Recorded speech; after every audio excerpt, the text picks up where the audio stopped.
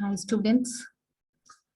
Okay, in this session, I'll be just discussing about practice question on normalization.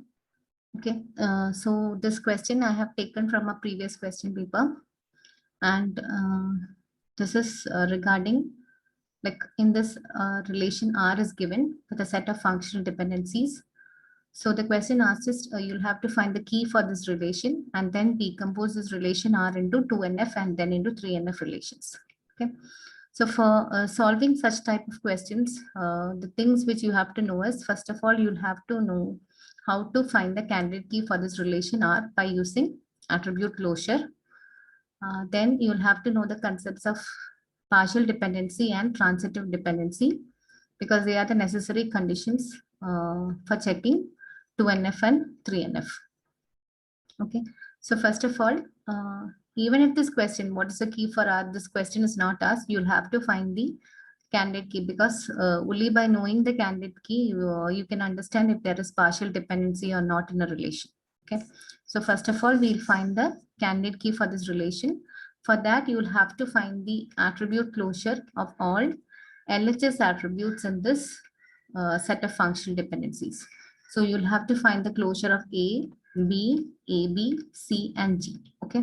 So first we'll find the closure of A. A closure will give the element itself, that is A. Then from A you can get D and E. Okay. So A, D, and E has come. Then just check in this set of functional dependencies to see if D or E appears as the left-hand attribute in any of these dependencies. So it is not there. So you can just conclude with A, D, and E. So A closure will be A, D, and E.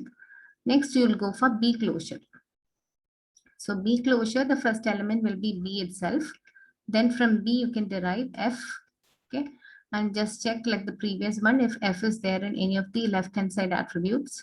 It's not there. So B closure will be just B and F. Now we'll go with AB. AB closure will give A and B. Then from AB, you can derive C. From C, you can get G and H. Okay. Then since A and B is already there, from A, you can get DE, and from B, you can get F. Okay. So finally, you will get these many elements as AB closure.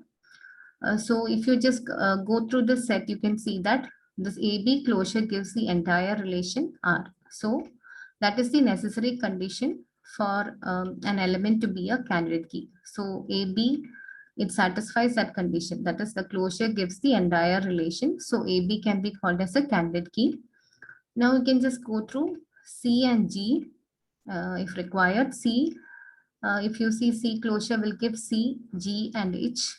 G and H is G is there, but G again it gives H. So this C cannot be called as a candidate key. Similarly, G closure will give only G and H. So this also doesn't give the entire relation. So AB is the only candidate key available for relation R. Okay. Now, if a question like this is given, since there is no data, we can just assume that all these attributes A to H, they are atomic attributes. Okay. Since we have no data in this, like no tables are given, we'll just assume they are atomic attributes. So this relation R, it is already in 1NF. So the first condition for 2NF, it is already satisfied. That is, the relation R should be in 1NF. Okay. Now the second condition is this table should not contain any partial dependency. That is the second condition for a table to be in 2NF. Okay. So what do you mean by this partial dependency? Partial dependency means if the candidate key is a single attribute, then there won't be a case of partial dependency. But in our case, since AB, it contains two attributes, there can be partial dependency because partial dependency means any of the attributes is dependent on a subset of the candidate key. Okay. Any of the attributes in relation R, if it is dependent on a subset of the candidate key, then there is partial dependency. So in our case, A can be called as a subset of AB and B is also a subset of AB. Here DE, these two attributes depends on A. So this is a partial dependency. Same way attribute F depends on B. So this is also a partial dependency. So there are two cases of partial dependency in this relation, and these two partial dependencies have to be eliminated if this R has to be in 2NF. So in such cases, to eliminate this partial dependency, we'll have to decompose the relation R. So when we are decomposing, just you can follow this step. In the original table, like C depends on AB and AB is the candidate key. So A, B and C, it can be retained in the original table. And since G and H depends on C, this G and H also can be retained in the original table. Okay, so relation R1 will contain A, B, C, G and H. Okay, because C is dependent on AB and G and H is dependent on C. So this will be the complete set for R1. These two dependencies or the attributes related to these two dependencies will not be included in R1. Now we can include A and the dependent attributes of A in relation R2. Okay, so R2 will have A, D and E. Since D and E depends on A will be the candidate key for R2. Now R3 will have B and its dependent attribute F. Okay, so now we have splitted the original table R into R1, R2 and R3. Now again we can again onwards, the checking, it needs to be conducted only in this R1, R2 and R3 and not on the original table R.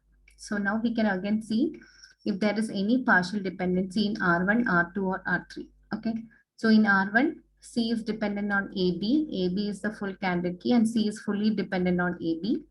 And G and H is dependent on C, which is not part of a candidate key. Okay, so there is no partial dependency in this.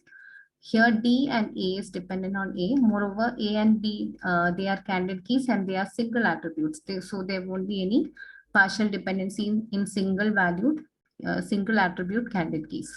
So this decomposed table R1, R2 and R3, they are in 2NF. Now next condition is like we have to convert it into 3NF. This 2NF table has to be converted to 3NF. For 3NF, the first condition is the tables have to be in 2NF. So that is already satisfied. Second condition is there shouldn't be any transitive dependency. So transitive dependency means if A is like B is dependent on A and C is dependent on B, then C is dependent on A. Okay. A implies B, B implies C gives A implies C. So that is the case of transitive dependency. In R2 and R3, if you see, we can go from simpler tables. Like R2 and R3, if you see, D and A is dependent on A. Okay, D and E is dependent on A. And there is only a, like if you A implies DE, if you just decompose it, it gives A implies D, A implies E. Even then, there is no case of transitive dependency in that. So this R2 can be retained as such in 3NF also. R3, there is only a single functional dependency, B implies F. So there also, there is no transitive dependency. So this relation R2 and R3 will have no change in the next level also. Now we'll go to relation R1. Okay. Relation R1, there are around 3 dependencies related to relation R1. First is AB implies C. Next is C implies GH and G implies H. Okay. Directly from this itself, you can see one transitive dependency. AB implies C, C implies GH. Okay. So from this, you can ensure that AB implies C and C implies GH, it cannot come in a single table, because if it is there in a single table, there will be definitely transitive dependency. Okay, so AB and C should be separated and kept in a separate table, and C, G and H can be kept in one table. But again, if you just see these two dependencies, C implies GH, it can be decomposed into C implies G and C implies H. And so there will be C implies G, G implies H. Again, there is a chance of transitive dependency. So there also, you cannot keep C, G and H in a single table. So this this table also, it has to be splitted again. So it will be C and G together in one table and G and H together in another table. Okay, only then that transitive dependency also can be eliminated, because C implies GH. If it is splitted, it will give C implies G, C implies H. Okay, so C implies H.